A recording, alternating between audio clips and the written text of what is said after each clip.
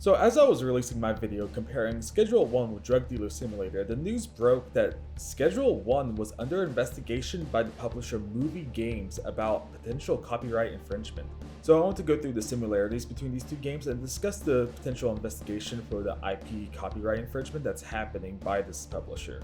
Both games have very similar mechanics where you have to go across the map and deliver product to individuals or your dealers. You have to package products in baggies, you have to mix different products with different substances so you can get the best profit out of your product.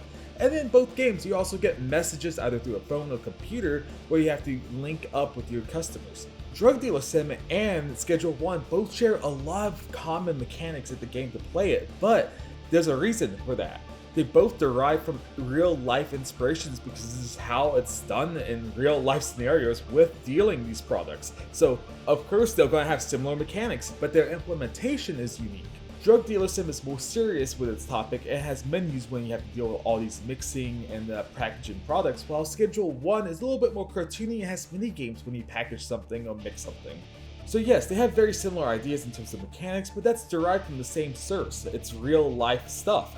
But despite that, apparently the publishers of Drug Dealer Sim is going to investigate Schedule 1. So the publishers of Drug Dealer Sim are investigating Schedule 1 for potential IP copyright infringement. And of course this was met with massive backlash because the concept of having an IP copyright potentially on the idea of the concept of drug dealing is just ridiculous, and of course people reacted really negatively because of the potential lawsuit that could stem from this. Devs of Drug Dealer Sim did come out and say that they were disappointed in seeing that there was an investigation. Byte Runners said they didn't want this, and the publisher Movie Games did come out and say that hey, they're investigating but there's no ill will, they don't plan on taking down the game, they're only doing this because they're obligated to do so, because they have shareholders in a publicly traded company, so they have to investigate for potential copyright infringement or else it will be negligent on their part. Currently, I think the drama is a little bit blown up, but I do see the concern that there could be something down the road because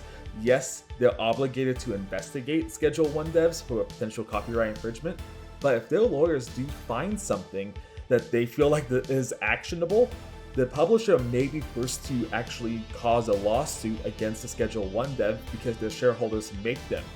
I don't know if they will. The publicity is so bad for it, and it probably will end up being nothing in the end. But the idea that there could be something is very concerning because Schedule 1 really blew up and overshadowed this drug dealing sim game. But overall, the idea of copyrighting these concepts is somewhat ridiculous because they're inspired by real life inspirations.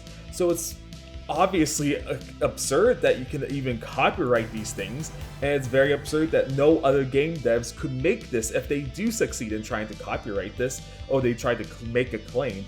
I overall doubt there's going to be anything beyond this investigation, but if there is, it's going to be insane. And overall, that's the whole story. There's not really too much to it because they're still investigating it, and the backlash is happening because it's so ridiculous, the idea of copywriting such a general topic. So yes, the company is obligated to investigate this or else it will be negligent for their shareholders, but it's just kind of ridiculous that they're obligated to investigate such a nothing case because it's wasting time, money for the lawyers, and also it's causing a lot of public relations backlash. So it's just affecting their reputation as well.